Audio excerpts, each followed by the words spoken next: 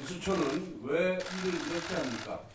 지금 이 시각 공수처가 대통령 체포영장 집행을 무리하게 시도하고 있는 것은 대단히 우려스러운 지점이 있습니다. 현장에서 충돌 우려가 있는데 현장에 계신 어느 누구도 다쳐서는 아니 됩니다. 공수처도 무리하게 영장을 집행하려고 하다가 오히려 국민과 싸우려 들면 안 됩니다. 대한민국의 국격이 달려있는 문제입니다. 공수처는 무리한 현직 대통령 체포 시도를 자제하시길 바랍니다. 내란죄 수사권에 대한 논란을 해소하기 위해서라도 공수처는 사건을 경찰에 이첩하길 바랍니다. 아울러 대통령의 출석은 대통령실과 대화를 통해 적절한 시기에 적법한 절차에 따라 진행되길 바랍니다. 현재 대통령에 대한 공수처의 수사가 위법 논란을 촉발하고 있습니다. 이미 탄핵 찬반으로 사회 갈등이 지속되는 상황에서 절차적 공정성을 훼손하는 수사는 향후 사회 갈등을 더욱 부추길 뿐입니다.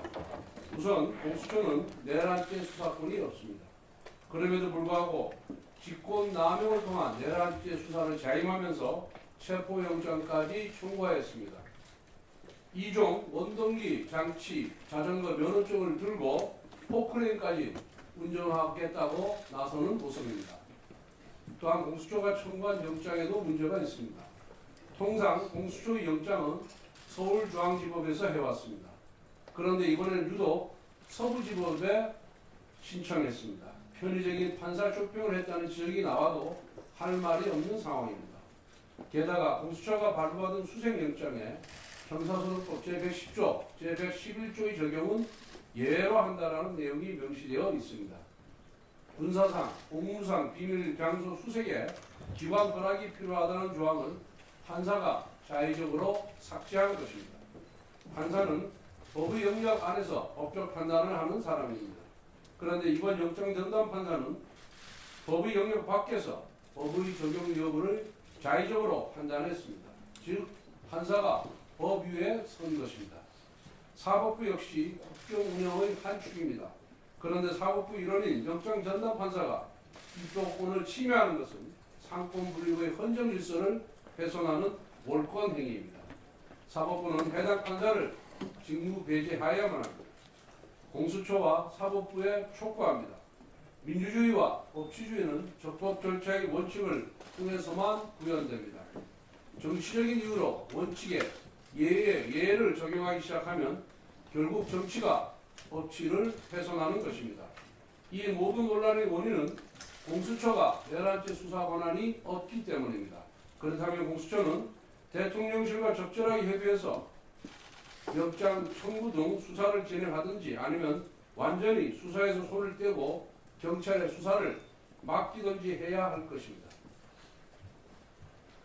헌법재판소가 연일 대통령 탄핵소추안을 조속히 처리하겠다고 합니다. 대통령 탄핵만 시급한 것이 아닙니다. 장관, 방통위원장, 감사원장, 중앙지검장 탄핵도 대단히 시급하고 중요합니다. 지금 국무회의가 온통 권한대행 회의가 되어 있습니다. 탄핵을 행정부 겁박독으로 사용하는 민주당의 협박 정치에 헌재가 경종을 울리지 않는다면 자금의 국정 혼란은 수습이 될 수 없습니다.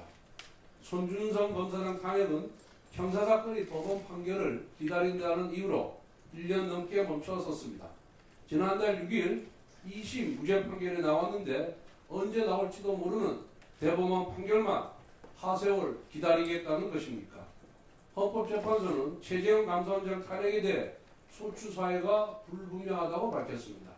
탄핵 소추 사유가 분명하지 않으면 기각이나 각하시키면 됩니다. 이창수 중앙지검장 탄핵 심판은 국회 측에서 변론 준비기일에 불참해서 단 3분 만에 종료되었습니다. 이것은 논란의 여지가 없는 민주당의 탄핵 재판 지연 전술입니다.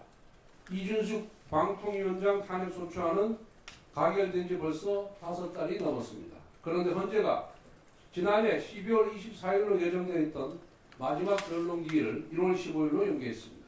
이것도 헌재가 야당의 민주당의 방통위원장 탄핵 심판 지연 전술에 동조한 것입니다.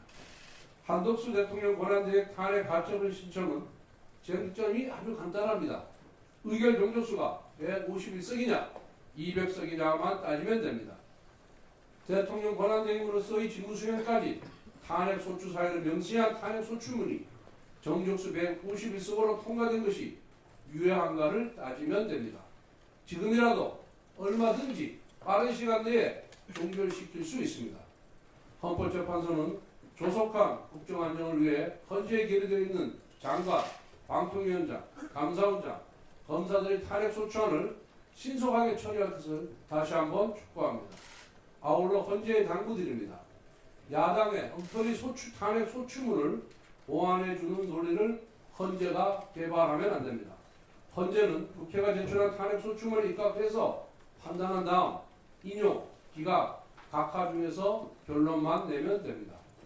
국회가 탄핵 소추를 발의할 때는 중대한 헌법 또는 법률에 대한 위반 사항이 있는지를 명확히 심사하고 논란의 소지가 없는 탄핵 소추문을 작성하도록 헌법재판소가 준엄한 명령을 내릴 것을 촉구합니다.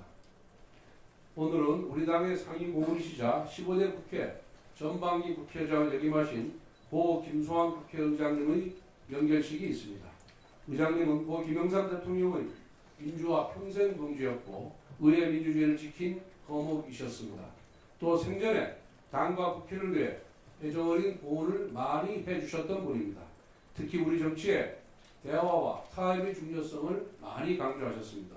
그 어느 때보다 여야 간 대화와 협치가 무너진 작금의 국회를 보신다면 어떤 말씀을 하실지 면목이 없습니다.